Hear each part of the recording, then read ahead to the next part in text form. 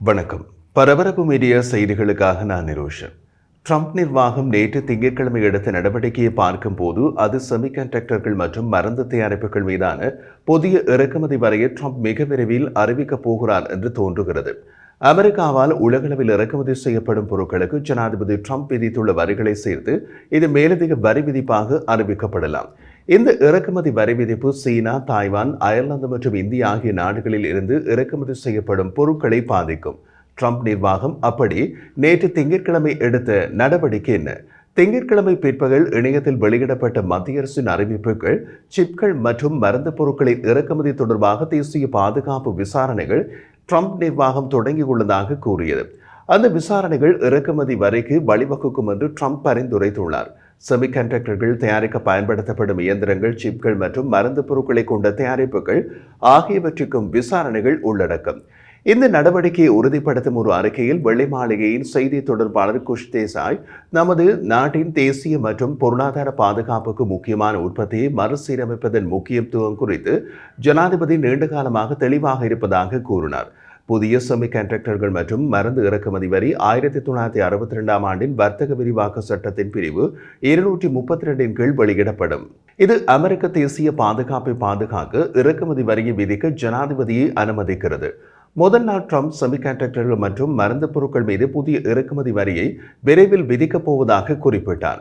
ஆனால் அது பற்றி விரிவாக எதையும் கூறவில்லை. அதை சொல்லிய மறுநாள் இந்த விசாரணை பற்றிய அறிவிப்பு வெளியாகிறது என்றால் ஒன்றும் இரண்டு தானே. வெள்ளை மாளிகையில் செய்தியாளர்களிடம் பேசிய ட்ரம்ப் எஃகு, அலுமினியம் மற்றும் கார்கள் மீதுதான் விதித்துள்ள இறக்குமதி வரிகளை மேற்கோள் காட்டி இறக்குமதி வரி எவ்வளவு அதிகமாக இருக்கிறதோ அவ்வளவு வேகமாக அதன் தயாரிப்பாளர்கள் அந்த தயாரிப்பை அமெரிக்காவில் செய்ய உள்ளே வருவார்கள் என்று கூறினார். செமிகண்டக்டர்களின் உபயோகம் என்ன? எலக்ட்ரானிக்ஸ் பொருட்கள், கார்கள், பொம்மைகள் மற்றும் பிற பொருட்களை இயக்குவதற்கு செமிகண்டக்டர்கள் பயன்படுத்தப்படுகின்றன. தாய்வான் மற்றும் ஆசியாவின் பிற இடங்களிலிருந்து இறக்குமதி செய்யப்படும் சிப்களை அமெரிக்கா பெரிதும் சார்ந்துள்ளது. இது தேசிய பாதுகாப்புக்கு பெரும் ஆபத்து என அமெரிக்காவில் ஜனநாயக கட்சியினரும் குடியரசுக் கட்சியினரும் விவரித்துள்ளனர். மருந்துகளை பொறுத்தவரை ட்ரம்ப் பல முக்கிய மருந்துகள் இறக்குமதி செய்யப்படுவதாக வாதிட்டார். நாங்கள் இனி சொந்தமாக மருந்துகளை தயாரிப்பதில்லை என்றும் கூறினார். சீனா, அயர்லாந்து மற்றும் இந்தியா ஆகியவை சில வகையான மருந்துகளின் குறிப்பிடத்தக்க ஆதாரங்களாக இருந்தாலும் சில மருந்துகள் குறைந்தபட்சம் அமெரிக்காவில் உற்பத்தி செய்யப்படுகின்றன. ட்ரம்ப் செமிகண்டக்டர்கள் மீது புதிய இறக்குமதி வரியை விரைவில் விதிக்கப் போகிறார் என்று நாம் ஊகித்தது போலவே சீனாவும் ஊகித்து விட்டது போல தெரிகின்றது. ஏனென்றால் நேற்று சீனா வெளியிட்ட ஒரு அறிவிப்பில் செமிகண்டக்டர் மற்றும் விண்வெளி தொழிலுக்கு முக்கியமான சில அரிய பூமி கனிமங்கள் மற்றும் காந்தங்களில் அமெரிக்காவுக்கான ஏற்றுமதியை சீனா நிறுத்தி வைத்துள்ளதாக தெரிவிக்கப்பட்டுள்ளது. ஜனாதிபதி ட்ரம்ப் இறக்குமதி வரியை கடுமையாக உயர்த்தியதை அடுத்து பதிலடி கொடுக்கும் விதத்தில் இந்த நடவடிக்கை எடுக்கப்பட்டுள்ளதாக சீனா கூறியுள்ளது. மொத்தத்தில் ட்ரம்பின் ஆட்டத்திற்கு எதிராட்டம் ஆடுவதில் சீனா உறுதியுடன் உள்ளதாக தெரிகிறது. சீனாவின் அறிவிப்பின்படி உலோகங்கள் மற்றும் அவற்றை கொண்டு தயாரிக்கப்பட்ட சிறப்பு காந்தங்கள் இனி சிறப்பு ஏற்றுமதி உரிமங்களுடன் மட்டுமே சீனாவிலிருந்து அனுப்பப்படும். ஆனால் பெய்ஜிங் உரிமங்களை வழங்குவதற்கான அமைப்பை இன்னமும் அமைக்க தொடங்கவில்லை.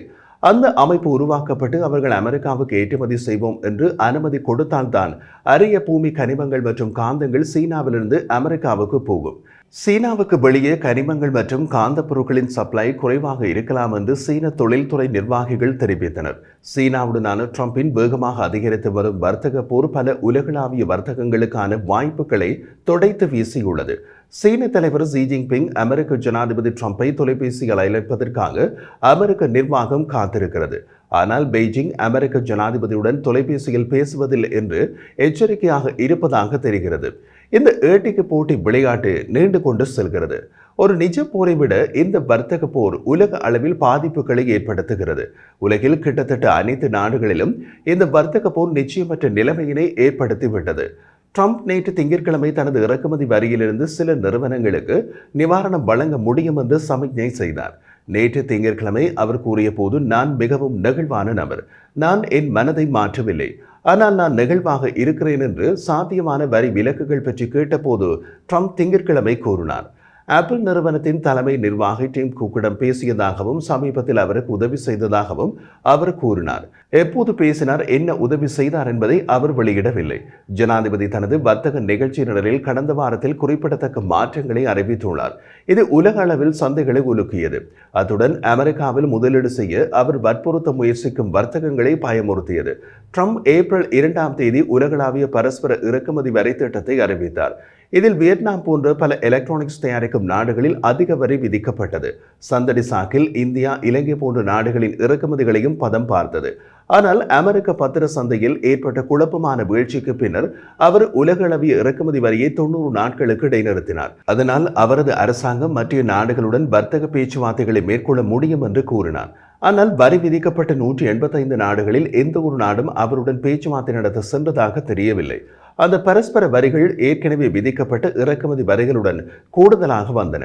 ட்ரம்பின் பரஸ்பர வரிகள் விதிக்கப்படாத இரு நாடுகள் கனடாவும் மெக்சிகோவும் தான். ட்ரம்ப் பல்வேறு துறைகள் மற்றும் நாடுகளின் இறக்குமதிகள் மீது கை வைத்துள்ளார். அனைத்து அமெரிக்க இறக்குமதிகள் மீதும் 10% பரஸ்பர இறக்குமதி வரி, எஃகு, அலுமினியம் மற்றும் கார்களுக்கு 25% இறக்குமதி வரி ஆகியவை இப்போது அமெரிக்காவில் வசூலிக்கப்படுகின்றன. ஒட்டுமொத்தமாக இந்த நகர்வுகள் அமெரிக்க இறக்குமதி வரியை ஒரு நூற்றாண்டில் காணாத அளவுக்கு அதிகரித்துள்ளன.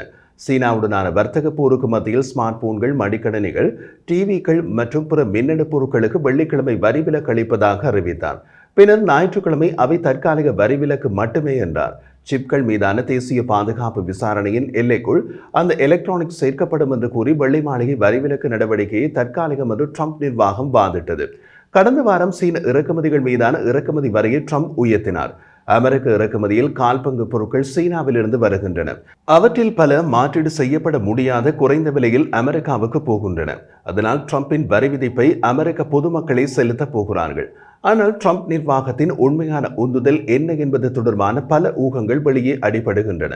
பல நுகர்வோர் எலக்ட்ரானிக்ஸ் பொருட்களின் விலையில் கூர்மையான அதிகரிப்புடன் அமெரிக்க மக்களை பயணிக்க வைக்க ட்ரம்ப் விரும்புகிறாரா? அல்லது இறக்குமதி வரி தங்களுக்கு தீங்கு விளைவிக்கும் என்று வாதிடுவதற்காக சமீப கால நாட்களில் வெள்ளை மாளிகையை அணுகிய ஆப்பிள் போன்ற தொழில்நுட்ப நிறுவனங்களுக்கு உதவுவதற்காக கடைசி நேரத்தில் வரிகளை ரத்து செய்வாரா என்று தொழில்துறை நிர்வாகிகள் மற்றும் ஆய்வாளர்கள் கேள்வி எழுப்பியுள்ளனர். இறக்குமதி செய்யப்பட்ட எஃகு, அலுமினியம் மற்றும் வாகனங்களுக்கு இறக்குமதி வரி விதிக்க ட்ரம்ப் ஏற்கனவே பிரிவு 232 கீழ் சட்ட அதிகாரத்தை பயன்படுத்தியுள்ளார். மரம் மற்றும் தாமிரம் இறக்குமதி தொடர்பான விசாரணைகளை மேற்கொள்ளவும் ட்ரம்ப் நிர்வாகம் அதே சட்டப்பிரிவு அதிகாரத்தை பயன்படுத்துகிறது. திங்கட்கிழமை அறிவிப்புகள் நிர்வாகம் மருந்துகள் மற்றும் செமிகண்டக்டர்கள் இறக்குமதி மீதான விசாரணையை ஏப்ரல் 1 தொடங்கியதாக கூறியது. இந்த செயல்முறை அதிகாரப்பூர்வமாக தொடங்கப்பட்டதாக வெள்ளை மாளிகையோ அல்லது ஜனாதிபதியோ முன்பு கூறவில்லை. தேசிய பாதுகாப்புக்காக சிப் இறக்குமதி வரி தேவை என்று வெள்ளை மாளிகையின் தேசிய பொருளாதார கவுன்சிலின் இயக்குனர் ஹெவின் ஹாசர்ட் செய்தியாளர்களிடம் திங்கட்கிழமை தெரிவித்தார். அதற்கு வெள்ளை மாளிகையில் செய்தியாளர்களிடம் அவர் அலாதியான ஒரு உதாரணத்தை கூறினார். நான் பயன்படுத்த விரும்பும் உதாரணம் என்னவென்றால், உங்களிடம் ஒரு பீரங்கி இருக்கிறது. ஆனால் நீங்கள் ஒரு எதிரியிடமிருந்து பீரங்கி குண்டுகளை பெறுகிறீர்கள் என்றால் எதிரியுடன் போர் தொடங்கினால் என்ன நடக்கும்? பீரங்கி இருக்கிறது, பீரங்கி குண்டுகள் இல்லாமல் போகலாம் என்றார். எனவே நீங்கள் பீரங்கி குண்டுகளுக்கு இறக்குமதி வரி விதிக்கலாம் என்று முடித்துக் கொண்டார். இந்த தியரி எத்தனை பேருக்கு புரிந்தது என்பது சரியாக தெரியவில்லை. சிப்கள் மீதான இறக்குமதி வரியால் நிறுவனங்கள் தங்கள் தொழில்துறைகளை அமெரிக்காவுக்கு மாற்ற வேண்டிய கட்டாயம் ஏற்படும் என்று ட்ரம்ப் வாதிட்டார். இது பற்றி ட்ரம்ப் கூறிய போது, இந்த தொழில்கள் அமெரிக்காவுக்கு வருவது அமெரிக்க தொழிலாளிக்கு நல்லது, அமெரிக்க பொருளாதாரத்திற்கு நல்லது மற்றும் அமெரிக்க தேசிய பாதுகாப்புக்கு நல்லது என்றார். ஆனால் சில விமர்சகர்கள் அமெரிக்க தொழில்துறையை உயர்த்துவதற்கு உண்மையில் இறக்குமதி வரி எந்த அளவுக்கு உதவும் என்று கேள்வி எழுப்பியுள்ளனர். ட்ரம்ப் நிர்வாகம் முன்பு பைடன் நிர்வாகத்தால் அமெரிக்க சிப் தொழிற்சாலைகளுக்கு வழங்கப்பட்ட மானியங்களை திரும்ப பெறுவதாக அச்சுறுத்துகிறது. அது அமெரிக்க தொழில்துறையை வீழ்ச்சியடைய வைக்காதா? அல்லது அமெரிக்காவில் சிப்களின் விலையை உயர வைக்காதா? சீனா, ஜப்பான், தென்கொரியா மற்றும் தாய்வான் உட்பட பல வெளிநாட்டு அரசாங்கங்கள் அனைத்தும் மானியங்கள் மற்றும் வரிச்சலுகைகள் போன்ற கருவிகளுடன் செமிகண்டக்டர் உற்பத்திக்கு பெருமளவில் மானியம் வழங்குகின்றன. உலகளாவிய செமிகண்டக்டர் சப்ளையர்களின் சங்கமான SCMI தொகுத்த தரவுகளின்படி உலக அளவில் 105 புதிய சிப் தொழிற்சாலைகள் 2028ஆம் ஆண்டு தொடங்கப்பட உள்ளன. அவற்றில் 15 அமெரிக்காவிற்காக திட்டமிடப்பட்டுள்ளது. அதே நேரத்தில் பெரும்பாலானவை ஆசியாவில் உள்ளன. அதற்கு தெளிவான காரணம், ஆசியாவில் மனித பலுக்களுக்கு ஒப்பீட்டு அளவில் குறைந்த ஊதியம். அதை அமெரிக்காவில் கொண்டு வர முடியாது. ஜோ பைடன் நிர்வாகத்தின் கீழ் நிறுவப்பட்ட $50 பில்லியன் திட்டமான சிப் சட்டத்தை ட்ரம்ப் விமர்சித்துள்ளார். அது அமெரிக்காவில் சிப் உற்பத்திக்கான ஊக்கத்தொகைகளை வழங்குவதை நோக்கமாக வைத்திருக்கிறது. மானியங்களை வீணடிப்பதாக கூறிய ட்ரம்ப் உள்நாட்டு சிப் உற்பத்தியை ஊக்குவிக்க இறக்குமதி வரி மட்டும் போதும் என்று வலியுறுத்தியுள்ளார். தொழில்நுட்ப பகுப்பாய்வுக்கான RAND கார்ப்பரேஷனின் மூத்த ஆலோசகர் ஜிம்மி குட்ரிச் கூறிய போது, அமெரிக்க சிப் தயாரிப்பை புத்துயிர் பெற வைப்பதற்கான பெரிய அளவிலான மூலோபாயத்தின் ஒரு பகுதியாக உள்நாட்டு உற்பத்தி ஆதரிக்கப்பட வேண்டும். அதற்கு அமெரிக்க சிப்களுக்கு கொள்முதல் முன்னுரிமை கொடுக்கப்பட வேண்டும் என்றார். அதே நேரத்தில் சிப்களை கொண்ட பொருட்களுக்கான உலகளாவிய தேவையில் கால் பங்கை அமெரிக்கா மட்டுமே வைத்திருக்கிறது. எனவே மலிவு விலையில் சிப் தயாரிக்கும் நட்பு நாடுகளுடன் பணியாற்றுவது மிகவும் முக்கியமானது என்றும் அவர் கூறினார். ஆனால் ட்ரம்பின் கொள்கை அதற்கு தலைகீழாக உள்ளது. மத்திய சாதனங்களுக்குள் பொதிந்து அமெரிக்காவுக்குள் வரும் செமிகண்டக்டர்களுக்கு சிப் இறக்குமதி வரி விதிக்கப்படலாம் என்று ட்ரம்பின் நிர்வாக அதிகாரிகள் பரிந்துரைத்துள்ளனர். இது மிகவும் குழப்பமான நடைமுறை. பெரும்பாலான சிப்கள் அமெரிக்காவில் நேரடியாக இறக்குமதி செய்யப்படுவதில்லை. மாறாக அவை அமெரிக்காவுக்கு அனுப்பப்படுவதற்கு முன்பு ஆசியா அல்லது மெக்சிகோவில் எலக்ட்ரானிக்ஸ் பொம்மைகள் மற்றும் வாகன பாகங்களாக இணைக்கப்படுகின்றன. பிற தயாரிப்புகள் உள்ள சிப்களுக்கு இறக்குமதி வரியை பயன்படுத்துவதற்கு அமெரிக்காவிடம் எந்த பொறிமுறையும் இல்லை.